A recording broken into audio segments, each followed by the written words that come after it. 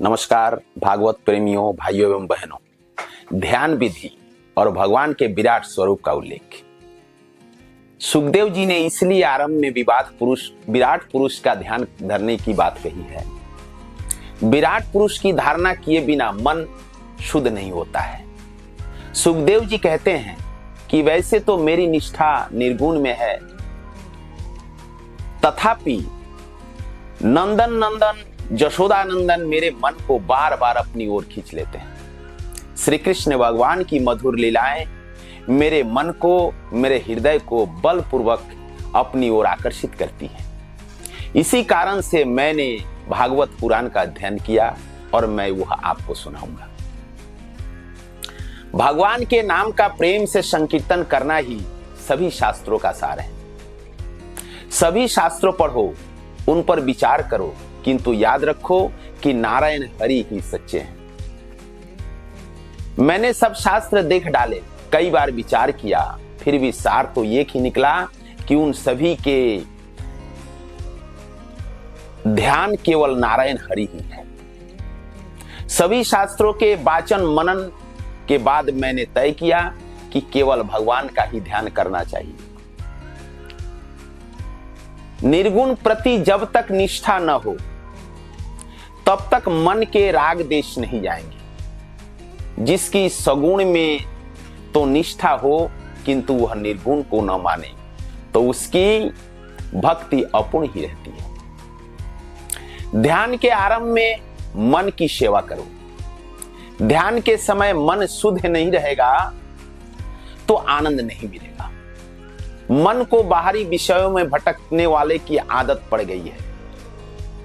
वर्तमान काल में जीवन भोग प्रधान बन गया है, अतः मन को अंतर्मुखी करना बड़ा कठिन है। ज्ञानी पुरुष मन की मलिनता धोने के लिए विराट पुरुष की धारणा करते हैं। विराट पुरुष की धारणा का अर्थ है सारे जगत को ब्रह्म रूप मानना। ब्रह्ममय उस विराट पुरुष का मुख है, क्षत्रिय हाथ है, वैश्य जंघा है, शूद्र पग है, नदी या नाड़ी है। इस प्रकार जगत के प्रत्येक पदार्थ को ब्रह्म रूप देखकर मन को शुद्ध करना है। साधारण साधक के लिए इस विराट पुरुष की कल्पना और धारणा कठिन है। अतः कुछ लोग अति सुंदर नारायण भगवान का ध्यान करते,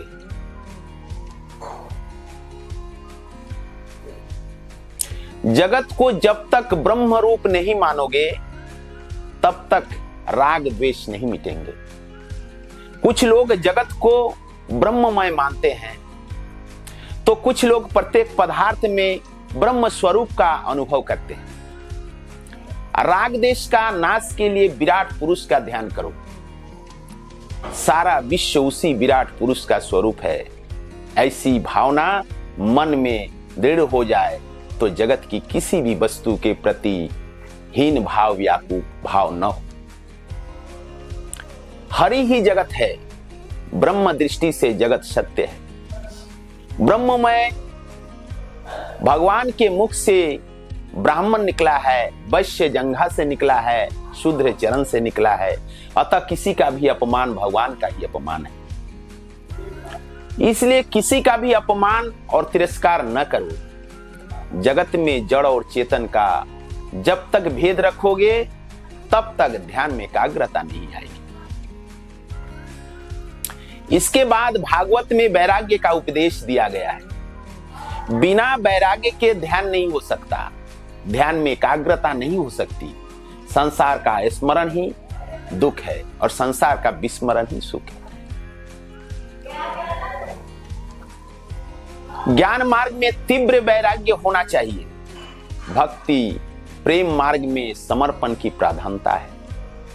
भक्ति करनी हो तो वह वैराग्य के बिना तो चल सकती है, किंतु सबके साथ प्रेम तो करना ही पड़ेगा।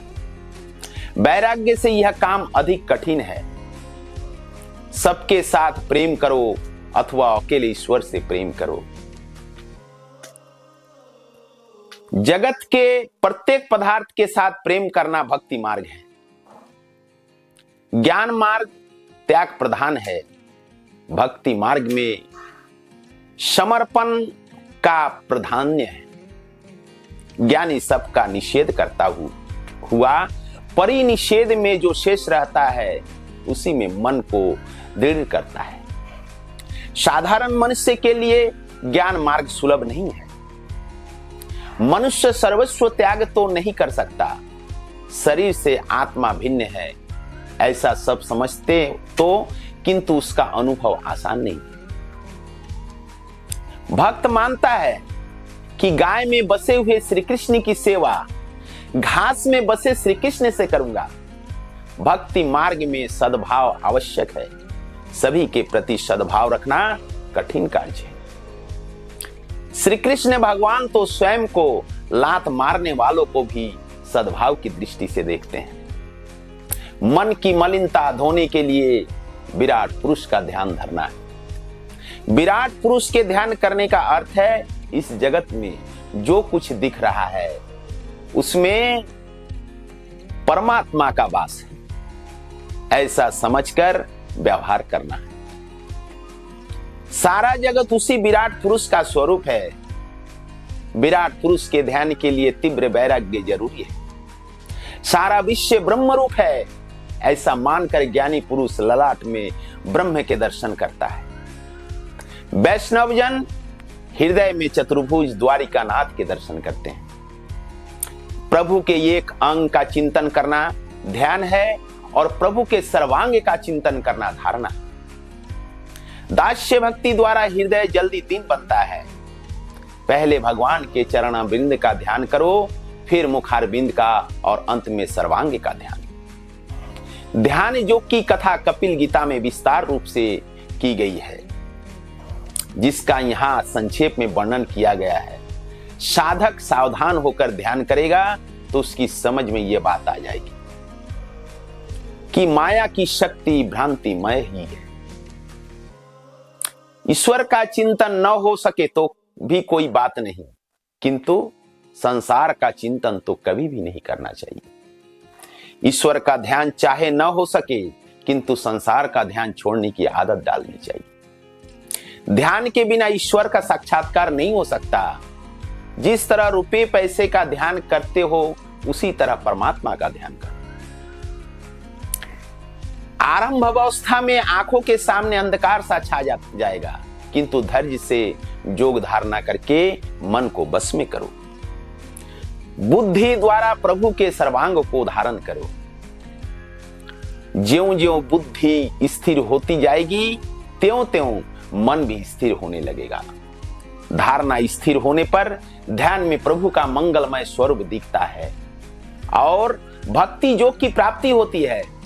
ध्यान में मन यदि स्थिर न हो सके तो उस मन को मृत्यु से भयभीत करो, तभी वह स्थिर होगा। मन को किसी भी तरह समझाओ और स्थिर करो। क्षणभंगुर जीवन की कलिका कल प्रात को जाने की खिली न खिली, मलायाचल की सूची शीतल मंद, सुगंध समीर चली न चली। कलिकाल कुठार के लिए फिरता, तन नम्र है चोट झिली न झिली। रट ले हरि नाम हरि रसना, फिर अंत समय में हिली न हिली। ज्ञानदेव ने मन को गुरु बनाया है। मन का सच्चा गुरु आत्मा है। एकनाथ महाराज के पास एक वैष्णव आया। उसने महाराज से पूछा कि आपका मन ईश्वर में सदा सर्वदा श्री कृष्ण में कैसे स्थिर रहता है? मेरा मन तो आधा घंटा भी प्रभु में स्थिर नहीं रह सकता। मन को स्थिर करने का कोई उपाय बताइए। एकनाथ ने सोचा कि उपदेश क्रियात्मक होना चाहिए। उन्होंने कहा कि जाने दे इस बात को अभी, मुझे लगता है कि तेरी मृत्यु समीप आ रही है। मृत्यु के पहले बैर और वासना का त्याग करना चाहिए। बैर और वासना मृत्यु को बिगाड़ती है। 7 दिनों के बाद फिर मेरे पास आना। मृत्यु का नाम सुनते ही उस वैष्णव के तो मानो होश ही उड़ गए। वह घर लौटा, धन संपत्ति आदि सब कुछ पुत्र के हाथों में सौंप दिया। उसने सबसे क्षमा याचना की और वह ईश्वर का ध्यान करने लगा। 7 दिन के बाद वह एकनाथ महाराज जी के पास आए। महाराज ने पूछा इन 7 दिनों में तूने क्या क्या किया? तूने कुछ पाप तो नहीं किया? वैष्णव ने उत्तर दिया कि मैं मृत्यु से ऐसा डर गया है कि सब कुछ छोड़कर प्रभु के ध्यान में लग गया। तो एकनाथ ने कहा कि मेरी एकाग्रता का यही रहस्य है। मैं मृत्यु को रोज याद करता हूं। मैं मृत्यु का मन में डर रखकर सतत ईश्वर भजन करता हूं। अतः सभी विषयों से मेरा मन हट जाता है और सदा सर्वदा श्री कृष्ण में एकाग्रता रहता है। परमात्मा में मन तन्मय न हो सके तो कोई बात नहीं, किंतु संसार के साथ कभी तन्मय न बनो। परमात्मा के ध्यान से जीव ईश्वर में मिल जाता है। ध्यान करने वाला ध्येय में मिल जाता है। ध्याता, ध्यान और ध्येय तीनों एक होते हैं। यही मुक्ति है, यही अद्वैत है। दृष्टि, दृष्टा और दर्शन एक होना चाहिए। साधन, साधक, साध्य एक बनने चाहिए। ध्याता, ध्यान और ध्येय तथा दर्शन, दृष्टा और दृश्य एक बने तो समझो कि ध्यान में और दर्शन में एकाग्रता उत्पन्न हो गई है। एकांता होने से वह अन्य सब कुछ भूल जाता है और उसे ईश्वर के सिवा कुछ भी नहीं दिखाई देता। लोग परमात्मा को धन देते हैं किंतु वे तो मन मांगते हैं। व्यवहार तो करो किंतु ईश्वर में, कृष्ण में मन रखकर करो। पनिहारी ने पानी के भरे घड़े सिर पर रखकर बातचीत करती हुई चलती है, फिर भी उनका ध्यान सिर पर रखे हुए घड़ों में रहता है कि कहीं वह गिर ना पड़े। इसी तरह संसार के व्यवहार करते समय भी हमेशा ईश्वर का स्मरण करते रहो। जगत के पदार्थों में आसक्ति न रखो। विषय आनंदी व्यक्ति ब्रह्मानंद को समझ नहीं सकता। ब्रह्मानंद का वर्णन कोई भी नहीं कर सकता। उपनिषद में दृष्टांत दिया गया है कि शक्कर से बनी हुई गुड़िया ने सागर की गहराई को जानने का प्रयत्न किया, किंतु वह सागर में जो गई सो गई ही रह गई। उसी में वह विलीन हो गई। सो ईश्वर में लीन हो गया हो, उस जीव को कोई ईश्वर से भिन्न नहीं कर सकता। ज्यों-ज्यों ध्यान किया जाता है त्यों-त्यों जीव का परमात्मा में लय होता जाता है और फिर जीव का जीवात्व रहता ही नहीं है। भागवत में ज्ञान मार्ग और भक्ति मार्ग दोनों बताए गए। ज्ञान मार्ग में जीव ईश्वर के साथ एक होता है और ईश्वर में विलीन हो जाता है। दूसरी ओर कतिपय वैष्णवाचार्य कुछ द्वैत रखकर अद्वैत को मानते हैं। भक्ति का आरंभ भले ही द्वैत से हो, किंतु उसकी समाप्ति तो अद्वैत से ही होती है। भक्त और भगवान अलग नहीं रह सकते। जो जीव ईश्वर में विलीन हो गया है उसे भगवान अपने स्वरूप से अलग नहीं कर सकते। उपनिषद में ईश्वर का वर्णन करते हुए कहा है, रसो वे रसः, अर्थात ईश्वर रस रूप है। वैष्णव आचार्य अभेद भाव में श्रद्धा रखते हैं। जल में रहने वाली मछली पानी नहीं पी सकती। इस प्रकार जो ब्रह्म रस में डूब गया है, जो ब्रह्म रूप हो चुका है, वह फिर परमात्मा के रसात्मक स्वरूप का अनुभव नहीं कर सकता। ब्रह्म रूप होने से जीव की दुख निवृत्ति तो होती है, किंतु वह आनंद का अनुभव नहीं कर सकता। रसात्मक और आनंदात्मक ब्रह्म का अनुभव करने के लिए जीव को कुछ अलग रहना पड़ेगा, थोड़ा सा दैत्व रखना पड़ेगा। तब भक्त कहता है कि मैं अपने प्रभु के अंश हूं, मैं अपने भगवान की गोपी हूं। मुझे तो परमात्मा की सेवा करनी है, मुझे गोलक धाम में जाना है। भक्त जब लौकिक देह को छोड़कर अप्राकृत शरीर धारण करके गोलक धाम में प्रवेश करता है तो भगवान को आनंद होता है। वे कहते हैं मेरा अंश मुझ में मिलने आया है, इसलिए भगवान उत्सव मनाते हैं। भक्ति करता चुका झाला पंडुरंग, किंतु तुकाराम कहते हैं कीर्तन करने में मुझे जो आनंद मिलता है वह विट्ठल बनने में नहीं मिलता। जीव ईश्वर का अनुभव कब कर सकेगा? जब ईश्वर से वह भिन्न रहेगा, तभी वह उस रस का अनुभव कर सकेगा। वैष्णवाचार्य चाहते हैं कि जीव ईश्वर से कुछ अलग रहे। कीड़ा भौरी का चिंतन करता हुआ स्वयं भौरी रूप बन जाता है, उसी तरह ब्रह्म का चिंतन करते हुए जीव स्वयं ब्रह्म रूप बन जाता है। यह तो है कैवल्य मुक्ति, किंतु वैष्णव भजन में ऐसी कैवल्य मुक्ति की इच्छा नहीं रखते। वे ईश्वर की सेवा पूजा और उसका रसास्वादन करने के लिए थोड़ा दैत्य भाव रखते ही हैं। जो व्यापक ब्रह्म में लीन हो चुका है वह उससे अलग कैसे हो सकता है? पानी के जड़ का ठोस होने के कारण मछली अलग रह सकती है, किंतु जो पानी में हर तरह से डूब गया हो वह पानी का आस्वाद नहीं ले सकता।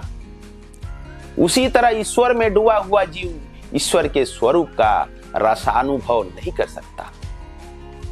इसलिए वैष्णव महापुरुष थोड़ा सा दैवत रखकर भगवान की सेवा स्मरण में कृतार्थ का अनुभव करते हैं।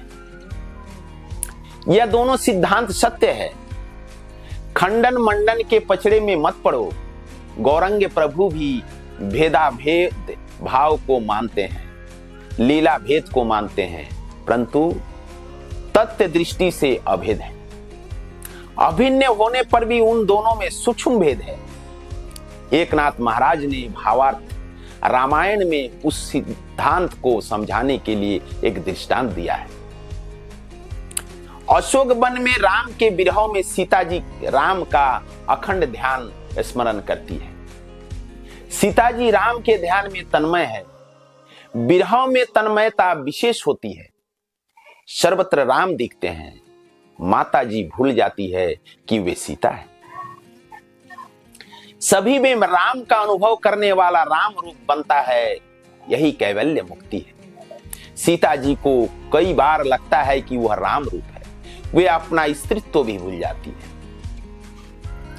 एक बार सीता ने त्रिजटा से पूछा कि मैंने सुना है कि कीड़ा भौरी का चिंतन करता हुआ स्वयं भौरी बन जाता है, तो इसी भांति राम जी का सतत चिंतन करने से मैं भी यदि राम बन गई तो क्या होगा? सीता जी राम के ध्यान में ऐसी तन्मयता हो जाती है कि मानो वे स्वयं राम हो जाती है। त्रिजटा ने कहा कि माता जी राम स्वरूप हो जाए तो अच्छा ही होगा। जीव और शिव एक हो जाए तो जीव कृतार्थ हो जाता है। तो सीता जी कहती है कि यदि मैं राम का चिंतन करती हुई स्वयं राम बन जाऊं तो फिर श्री राम का सेवा कौन करेगा? सीता रहकर राम की सेवा करने में जो आनंद है वो स्वयं राम स्वरूप बनने में नहीं है। मुझे राम होने में आनंद नहीं है, मुझे तो राम जी की सेवा करनी है। सीता जी को दुख होता है कि उनका जुगल भाव खंडित हो जाएगा। उस हालात में सीता राम का जुगल भाव नहीं रख सकेगा। तब त्रिजटा ने कहा, अनन्य प्रेम होने के कारण राम जी आपका चिंतन करते हुए सीता रूप बन जाएंगे और इस तरह आपका जुगल भाव जगत में अखंडित ही रहेगा। नमस्कार।